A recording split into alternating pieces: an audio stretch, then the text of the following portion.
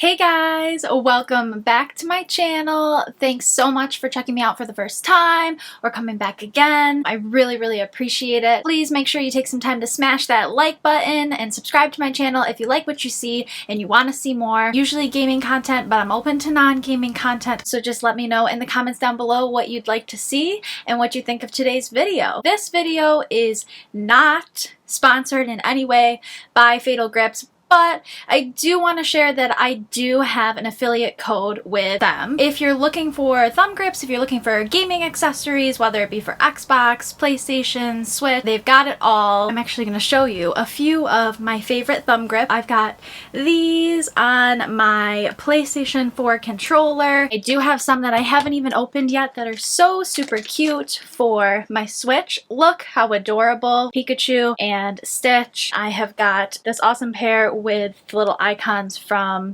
PlayStation controllers, which I absolutely love. The products are so high quality and they are a great price. I'm going to link their website down below, so make sure you check out that link and use code SMARVGAMES for 10% off of your purchase at checkout. Back to today's video. I don't know if you guys can guess this, but I feel like you might be able to. Today we are going to be talking about all things Nintendo E3 Direct. Now, let me tell you, I have watched all of E3, not just Nintendo, but I am going to focus on that today because that's what I played the most, is my Switch, and I'm usually a little bit more Nintendo than anything else. Up until Tuesday, I was kind of feeling like E3 was a little lackluster. I don't know about you. Maybe it's because I don't play Xbox. Maybe I wasn't super excited about the other releases besides Nintendo, and that's totally fine. I hope you guys were excited about it. You may disagree with my statement that it was a little lackluster, and I hope you do, because obviously I want you guys to be sitting down for E3 and watching these directs and seeing what you guys want to play in the future. So obviously I hope you disagree with me, but if I'm being completely honest, that is how I felt up until Tuesday. I'm just gonna tell you my honest opinions anyway. I'm not out here to pretend. I'm not out here to lie to you. I'm gonna tell you how I really feel about everything. I was super excited for Nintendo's Direct on Tuesday,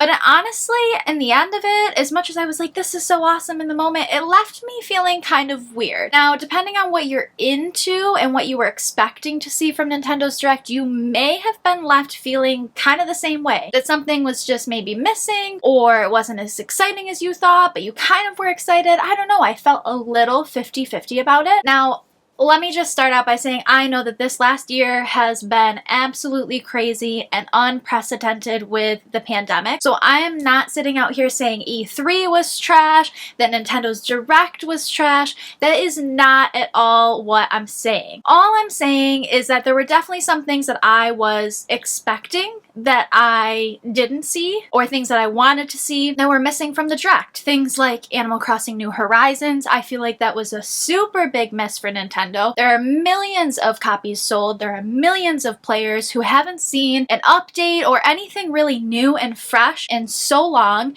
and I feel like that was a really big misstep for them, and it could have been like the biggest thing to even show at E3. I was kind of expecting a new DK game. I was, half expecting Mario Kart 9. I think it's kind of time. I love 8, don't get me wrong. I'm not super upset it wasn't there, but I was kind of getting my hopes up for Mario Kart 9. Splatoon 3, we didn't get any updates for that, which I thought was kind of odd, so I definitely think that there were some misses and things that some of us were expecting that we didn't see. But that being said, Nintendo did manage to announce 4 major titles for the calendar year, and that's a lot more than some other companies can say. With that being said, let's go through with what we saw, and I'm just gonna kind of give you my thoughts and my opinions on the whole thing. I'm not gonna touch on every single game we saw in the Direct, but I am gonna touch on the ones that I thought were like the biggest, and that whether I was excited about it or not, that other people that I saw, online or talking about it or making videos about it, just reactions, that sort of stuff, we're super excited about it. I'm gonna give you my personal thoughts.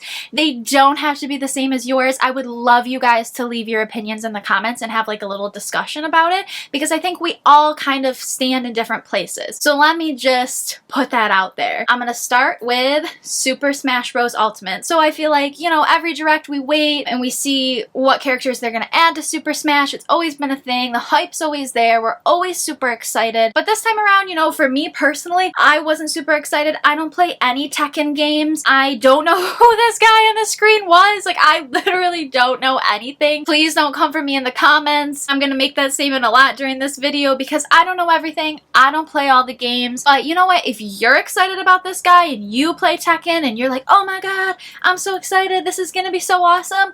I am so excited for you. That's all I have to say about that. Life is Strange Remastered and True Colors are coming to Switch. Now, I do have to say in the beginning, when they did that whole like animated thing, I was like, is this Life is Strange? Is this something else? It kind of feels like Life is Strange. And then obviously we saw the 3 main characters and it was clear that it was. I don't know why they did the animated beginning. I mean, maybe just to set it apart. I don't really get it. I was a little confused. I don't know if I was alone in that, but I was like, what the heck is going on? I have never played these games. And don't come for me. I'm going to play them. That's on my games to play list. I will be playing the first 2 before True Colors come out. I have it on my calendar. Like, I'm there. I'm with it. Switch, I play a lot handheld, and I usually play my PlayStation on the TV, and that's just how I do things. So I'll probably play it on my PS4, but I know a lot of people were really hoping that True Colors and the remastered versions would come onto Switch because a lot of people only have Switch. They don't have other consoles, so they were never able to play this game. So I think it's super awesome that they're finally bringing it to Switch, so that way Switch players can have a chance to play it. I promise that I will play them and let you know my thoughts on the game in the future. Guardians of the Galaxy was touched on again. This is something we saw earlier in E3. I am surprised, honestly, that it's coming to Switch. I was kind of thrown for a loop. I also don't really know if they needed to put this in their Nintendo Direct either. There was definitely some fluff in this Direct, in my opinion. I think showing things like Guardians, showing just Dance 22 for the second time, you know, showing Mario and Rabbids, which, don't get me wrong, I'm excited for it, but I was hoping that there would be new content if they were going to replay that stuff in the Nintendo Direct. Some smaller games that don't have huge fan bases that, you know, tons of people aren't super excited about. I feel like that kind of stuff is kind of fluffy, and they kind of needed to do some fillers. I mean, that being said, Guardians of the Galaxy looks cool. I like that there kind of looks like there's a linear storyline going on to follow, which some of the past Avengers games don't have that. It definitely piqued my interest, but if anything, I'd probably play it on PS4, and if anything, I'd probably buy it when it was on sale, unless, you know, it came out and the reviews were super good. Who knows? Definitely piqued my interest a little. I'm definitely watching. Super Monkey Ball. I mean, Super Monkey Ball is Super Monkey Ball. If you played it years ago and you've played the different games that have come out in the last 20 years, it's their 20th anniversary. I feel like I'm aging myself. I used to play Super Monkey Ball all the time with my friends, and I really am like, holy smokes, I can't believe it's been 20 years. I just don't even understand how time flies that quickly, but I absolutely loved these games growing up. So for me, seeing like a remastered version of the older ones coming out on Switch, I'm excited. If you didn't play Super Monkey Ball, you're probably like, who cares? And that's totally fine. We can all have different opinions on games, but that's just how I feel about Super Monkey Ball. I'm excited about it, I won't lie. The next one was Super Mario Party Superstars. Let me just get something off my chest right now. I don't know if there were other people who were, I don't want to use the word mad because it's not that deep, but I want to use the word just like irritated maybe. The fact that this is not a DLC and this is not an expansion pass for the other game, which for me was a miss. Because here's my thing. So the other game has 5 boards. I love Super Mario Party. I think it's great to pull out when you've got friends over and all that good stuff. Don't get me wrong. I'm a fan. I love it. But there were only 5 boards in the other one. And let me tell you, I got bored with the 5 boards over time. And I wish that there had been some sort of expansion pass or DLC where you were able to get like a whole bunch. Like, why couldn't they just port them or remaster them or whatever it may be? In my opinion, having a $50 to $60 price tag, which of course I'm assuming, I don't know how much it's actually going to be, but I assume that's kind of where you're looking at, like a full price game. For 5 boards from the N64, they're not even new boards. Kinda was a letdown. Even if it was a DLC that you had to pay for, like, I totally would to get 5 more boards in my original game, but do I feel like I want to pay $60 for 5 boards? That was a problem for me with the first one. Now, I do have to say they did touch on the fact that now there's going to be online matchups, and that's something I was really missing in the other one. So I really, really love that aspect, because what if somebody doesn't want to play with me and I feel like playing Mario Party? It happens to me all the time. My friends don't really play video games, a lot of them, and they don't really get excited to come over and play multiplayer with me. So having an online database where I can match up with people is super fantastic. But at the end of the day, I feel like I'm low-key paying $60 just for the online portion, because I don't even care about the 5 boards. I feel like the whole thing should have been a DLC or an expansion pass, and you don't have to feel that way. You can feel it's worth the price tag, but I'm definitely kind of disappointed. I'm excited to see it come out. I think it's super cool, and it's really awesome that there's online. But that part of it, for me, was a really big disappointment. That there weren't more boards, that they weren't new boards. That whole situation for me kind of missed the mark. Metroid Dread looks lit! Like, I'm sorry, like, that game got me hyped. At this point in the Direct, I was like, things are cool, like, it's fun. But when they pulled out Metroid Dread, I was like, yo, this game looks sick. Now, let me tell you a little bit about my history with Metroidvania. I never played any Metroid games. I only know Samus from Super Smash. I have not played any of the games. I didn't even know that I enjoyed Metroidvania games until I recently played Ori games, both of them, and then I played Hollow Knight, and I was so into them, and I was like, what have I been doing with my whole life? I really, really enjoy these. So for me, seeing a new Metroid game, I'm so excited about it. But I do have to say, the little robot 4-legged thing that's following you, that is going to stress me the hell out. And I'm not ready for it. But other than that, the game looks sick. Like, I'm there. It's probably, on this list, one of the ones that I'm most excited for. So that's where I stand with Metroid Dread. And I love the name. Metroid Dread is like, I just love the name. Like, that's such a good name. Metroid Dread.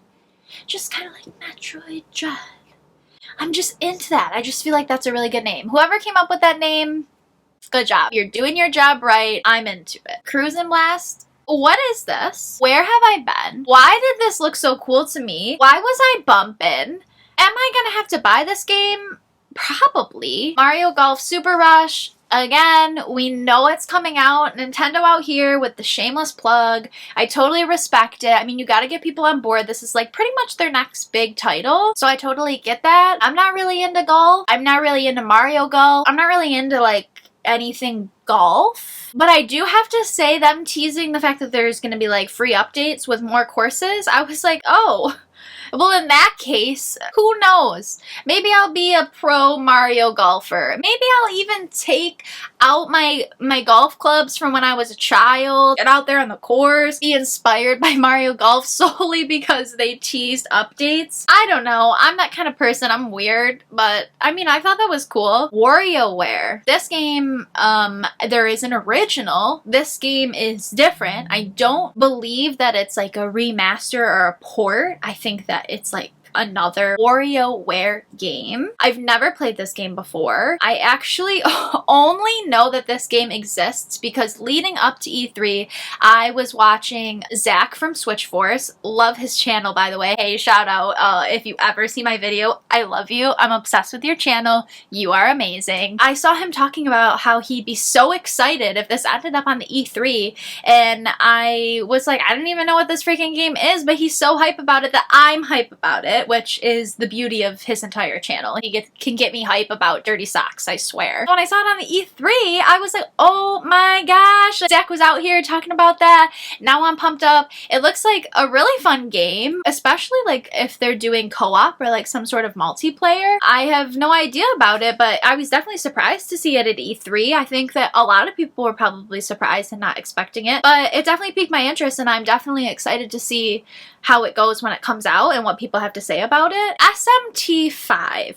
I have literally never played this game. I have never heard of this franchise. I don't know if I should have heard of this franchise. I really don't know. I haven't really been that into like JRPG games up until like this last year, but I did buy Persona 5 for my PlayStation. I've been absolutely loving it. Tell me if I'm wrong. The enemies in the SMT5 video looked very similar, some of them almost identical to some of the enemies that I've seen in Persona 5 thus far. And I don't know if these two franchises are like connected in some way, but I'm really hoping that you guys can like educate me in the comments below, that there's some sort of like super fan that sees this video and like tells me about it, because they are definitely connected in some way. I don't know if like the franchises are connected or like just the universe is connected for this one game. Somebody tell me in the comments below what the heck is going on with SMT5, because I might need to jump on the bandwagon if it's like Persona 5, because I'm really into that game. Fatal Frame apparently was a game on Wii U, I believe. I didn't have a Wii U. I don't know a lot of the Wii U games. This game looks sketch. It looks sketchy. I'm kind of into horror games. I'm kind of not. It takes me a really long time to get through them because I like, in my mind, I'm like, no, I can't turn the game back on. Like, I already have a heart rate of 120. Like, my Apple Watch is out here warning me I haven't even turned on the console yet. Like, it's taken me so long to finish Until Dawn, and this game just like gives me that kind of vibe, and I just don't know if I can handle it, but it looks sketch, and like I'm kind of into that but kind of not. Next up we have Mario and Rabbids Sparks of Hope. So first of all, I'm upset that they fluffed with Mario and Rabbids. They had like a whole section of E3 was dedicated to Mario and Rabbids Sparks of Hope, which I loved.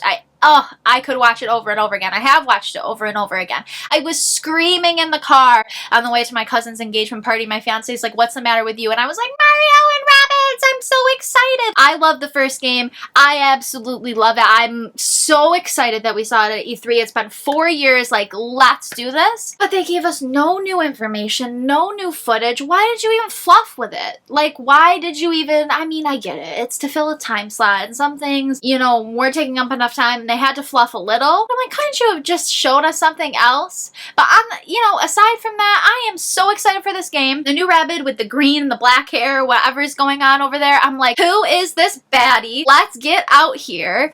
The enemies look crazy. Rabbid Rosalina, like, I'm into this. I'm excited for this game. I cannot freaking wait. If you didn't watch the portion dedicated to it on the other days of E3, you need to check it out, because the gameplay looks awesome. The trailer was awesome. I loved watching the creators talk about the game and like the direction of the second one and, you know, all that sort of stuff. I was so into it. I was fangirling all the way. I cannot wait for this game. This is probably one of the highlights for me from E3. One of the games that I am most excited about, for sure, no question. Advance Wars. This is not something I was expecting to see. I don't really know anything about Advance Wars. I was like very young when the Game Boy Advance was a big thing. So I had a Game Boy Advance. I had some games, but I feel like I just kind of missed this one. Maybe it was like just not my vibe when I was a small child, but people were excited about this game. Like, there are some cult fans out there, and I love to see that stuff. I love to see other people be excited about games. That to me sells the game more than anything. I was watching Nintendo Life's reaction video, and when I saw Xeon literally freak out over this game, and he's like, oh my god, like, that gets me hype, and I was like, I don't even know this game. And then my fiance was like, yo, Advance Wars was the shit. I used to play that on my Game Boy Advance all the time. He's like over here talking it up, and I was like, okay, well, everyone seems really excited for this game, so I'm just excited that fans of Advance Wars got to see something that they, I think, were not even expecting. Like, that is the beauty of E3. When things come out of the woodworks that you're like, you never even thought you'd see this game again, and like, there it is. And I feel like they did that a few times during this direct, and like, that for me was really, really cool to watch. Now we're toward the back half of the Nintendo Direct, okay? So let's dive into Zelda. Zelda was definitely the highlight of this entire direct. I think maybe not to everybody, but I think to a lot of people, Zelda was pretty much the highlight of E3. Like, I think Nintendo took E3 solely because they had this Zelda portion. Now, let me start by saying, I was watching this thing, and when they were like, just one last thing, and you see Hyrule Warriors. I was dumbfounded. I was like, they are not ending their entire direct on Hyrule Warriors. Now, let me just say, like, I have no problem with that game. I have no problem at all. I know that people are into it. I don't love it, and I get people are excited about Hyrule Warriors, but it was an expansion pass, and I was like, what is happening? Like, there were so many other things happening before that they could have ended with. So I was like, these fools cannot be out here doing that. And it's so funny because I watched Wood from Beat 'em Ups. I watched his reaction video after the fact. I unfortunately missed his Twitch stream because I was working on Tuesday. He had like a little video of himself from his Twitch stream. And when they said one last thing and pulled up Hyrule Warriors, his face was like, just like dumbfounded. And it was just like zooming in on him. And that was me. That was me watching it on my break at work like, wait a second.